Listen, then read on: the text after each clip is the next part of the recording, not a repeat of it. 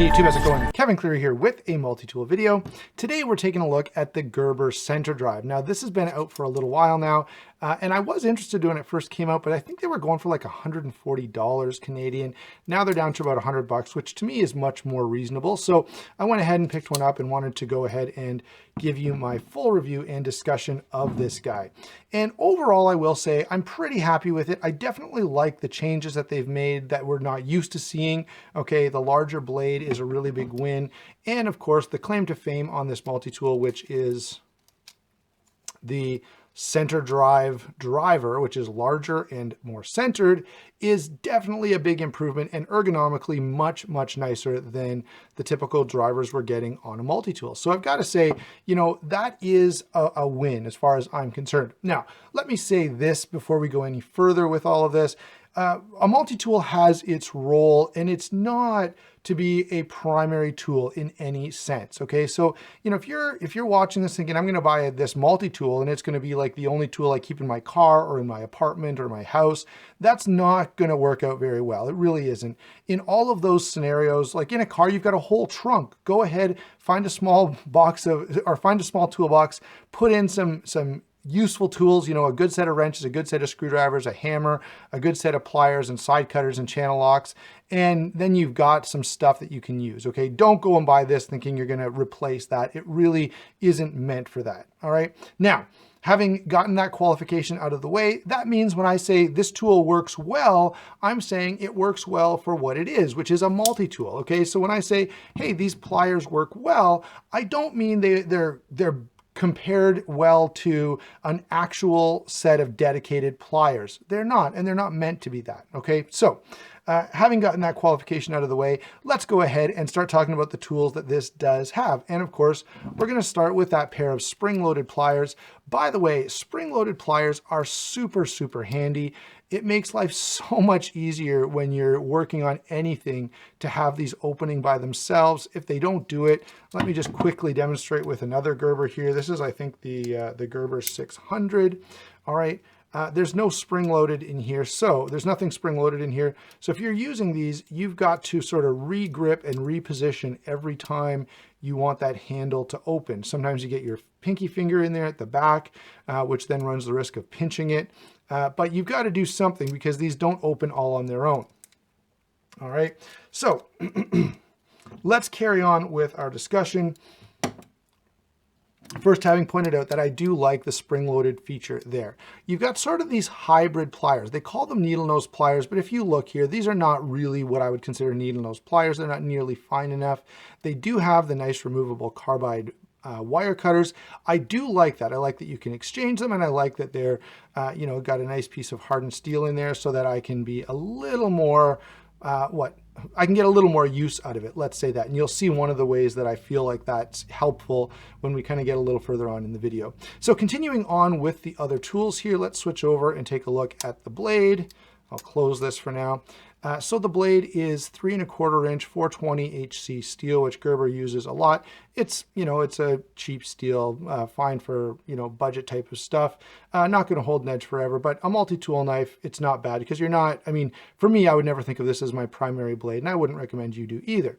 All right, hollow grind, which is not bad and reasonably thin. So in terms of performance as a knife, it's definitely adequate. The ergonomics are not ideal, and that's going to be typical of most multi-tools, all right? Switching over to something where the ergonomics is a little better, that is this large driver. And this actually does work as advertised. It is very comfortable and very convenient. And since we're doing this, let me go ahead and just grab a piece of wood that I got here for just such an occasion. I've got a screw here. You can see that it's a Robertson screw. For those of you who are watching from the US, Robertson screws are the best. Phillips screws are miserable because they strip and become a real pain in the neck. So let me just grab a Robertson bit and I will demonstrate for you the usefulness of the Centerdrive tool. It actually is very, very nice. So this screw is gonna have to serve double duty, but you can see that I can do this much more naturally and much more normally than I would with the typical multi-tool setup that's a little more awkward and makes it a little harder to get to whatever it is you're working on. So that's the Centerdrive, and I definitely do like that. Let's go ahead and take a look at the other tools that are on here. You have a bit holder over here. So this whole folds out and you can stick one of your hex bits in here. That does allow you to carry 2 bits in the tool, one here and one over here in the driver. Now the way I recommend carrying this based on its size and weight, so this guy is almost 10 ounces, so 9.5 ounces. That is not something I'm going to want to put in my pocket, and it doesn't even have a pocket clip of any kind. So I always carry this in the sheath. The other thing that allows me to do is carry the bit kit with it. There's a little extra compartment here at the front. I drop the bit kit in there. I drop the tool inside. And then it's set up for horizontal belt carry, which does work pretty well. So let's pop that all in there. There we go. I'll need our handy dandy piece of wood to demonstrate again in a second, so I won't let it go far. So there it is in the sheath. This is how I carry it. It carries horizontally, which I do really, really like. All right, let's get the sheath out of the way. This sheath, by the way, these are dedicated enclosed tabs, so they're not Velcro or anything, so you're not getting a big risk of this falling off. I really do like the way they've done this sheath. Now, back to the multi-tool itself. Sorry about that little aside. But I wanted to talk about, how that bit storage works. So you've got the bit in here, but I don't really care about that because I have a full bit kit in the sheath, and that's how I always carry this. In terms of other tools, we've got a file. We have a nail puller. We have an awl. And finally, we have a serrated blade. The file and the serrated blade are pretty useful. Honestly, I would rather see just about anything except for an awl in there. I mean, the odd time I have to drill a hole in something, but it's pretty uncommon. And so, I feel like a multi-tool should be, leaning toward the kind of tools you're going to need all the time, or at least more often than I ever find myself needing an awl. Let me grab my handy dandy board of demonstration back in here so that I can show you one of the limitations. This nail puller, so notice this screw, because it's kind of partially out, I actually cannot do anything with it. I might be able to get a little bit by hooking into a thread, but that nail puller does not give you nearly enough room to do any kind of serious pulling. And here's an actual nail, and I've got this for a different purpose, but just wanted to show you that the nail puller is not too useful, and I have actually tried it a few times on a couple of different nails. So I speak with some experience. Now, I do want to show you, since we're talking about the usefulness of these tools, how would you pull a nail? Well, you'd grab it and give this a twist. But I want you to see when I'm twisting, notice that there's a little bit of play in. Now I've got the thing totally out. I'll have to use the screw. I want you to see that there's a bit of play in here, which is, to me at least, somewhat problematic. If I grab, we're not really at the comparison portion yet, but I'll just do this to demonstrate the point I'm making. Here's the Leatherman Signal, and if I grab with the Leatherman Signal, the same screw, and start twisting, I get a lot more movement out of the screw and a lot less movement out of my pliers. All right, so that is one thing that I feel like I've got to detract from this multi-tool a little bit, and that is there's a bit of play here. There's a bit of side-to-side play. There's a bit of flex. That means they just don't feel strong. When you're trying to do a difficult job that requires a little more force, yeah, you don't feel a lot of confidence here. But obviously, as I demonstrated, the driver would work just fine if I wanted to just take this screw out. So let's go ahead and do that, and then we'll get rid of our demonstrating board.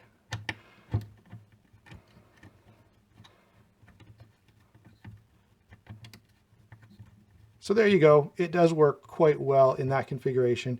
And of course, these pliers are going to be designed to bear forces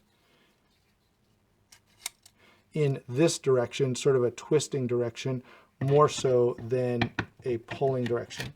There we go. Let's get some of that stuff out of the way and come back to the tool. So now that we've kind of shown you all the tools that it has, I've shown you even them working a little bit, let's grab some comparisons. Let's first of all get some budget comparisons out here. I've got a couple other Gerbers that are visiting from Bradley. Thank you very much for letting me hold on to these for a little bit so I could get this review done. We have here the Leatherman Sidekick and the Leatherman Wingman. I'm not going to do, a full comparison, okay, would involve getting all of the different tools out and showing you how they compare from side to side. You can do that in 30 seconds online, okay? Where I do want to draw a little bit of a comparison is to point out that these are pretty budget friendly, both the Sidekick and the Wingman. And, for the role that a multi-tool is meant to fill, I find these pretty darn good and they compare pretty well to this. Now, yes, you do lose the utility of the driver bit and the larger blade, both of which I find to be quite good. But, again, it's a multi-tool, so you're kind of not expecting it to be the most fantastic thing ever, all right? One more Gerber, and then I'll pull out a couple of Leatherman multi-tools. Here is the Gerber 600. This guy, again, is a slightly cheaper offering. Now, one thing I will point out is I think these guys go for around 60 bucks, and this is 100. So for 40 more dollars, you're getting quite a bit more utility. It is a little heavier. You're not getting on this guy the carbide inserts, and you're not getting that handy bit set or the extra utility of the larger blade. So that's just another comparison for you. Finally, let's grab a couple of Leathermans. Here we have the Leatherman Skeletal, which, now the Leatherman Skeletal, the biggest problem I have is it uses those flat Leatherman bits. I get that they're small, and I get that haven't given you the whole discussion about convenience and utility kind of trading off when it comes to multi-tools, all right? And finally, the Leatherman Signal. Very different tool set on these two. And one of the things I will say you can notice when you are using the two of these tools is that there seems to be a bit of a difference in just overall fit and finish, in how firm everything feels, in how much flex and how much rattle. Hear that rattle around, and there's nothing over here. So that's one of the differences. I prefer a tool that's more along these lines than this. That said, I've used this quite a bit and I have been enjoying it. Okay, so comparison's done. Let's give you my overall take on the Gerber Centerdrive. As a tool, or as a multi-tool, I find this to be pretty convenient. I like the sheath setup. I like the fact that I have those bits with me everywhere I go. It does operate very comfortably and very conveniently with one hand. It's easy to use. It's easy to switch between tools to do different jobs.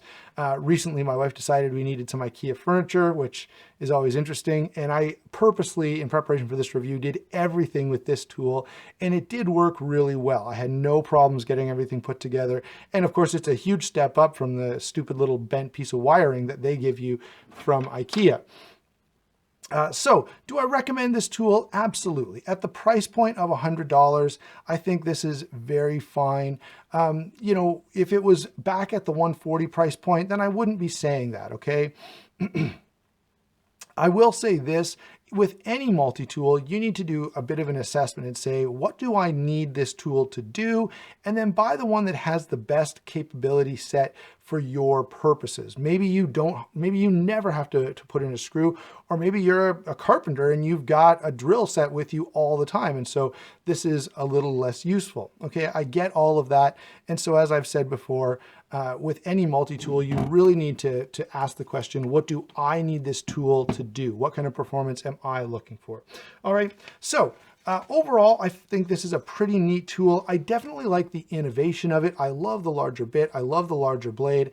I love the ease of use on this tool. Definitely gets top points in all of those departments. I would like to see tolerances just a little tighter, and overall, it feels just a little more robust in hand. That is somewhat subjective, and I will say in my actual use and testing, it didn't break, it didn't feel inadequate for anything that I tried to do with it. Thanks for watching, guys. Hope you enjoyed the video. Hope it's been helpful to you. Don't forget to like and subscribe, and we will talk to you soon.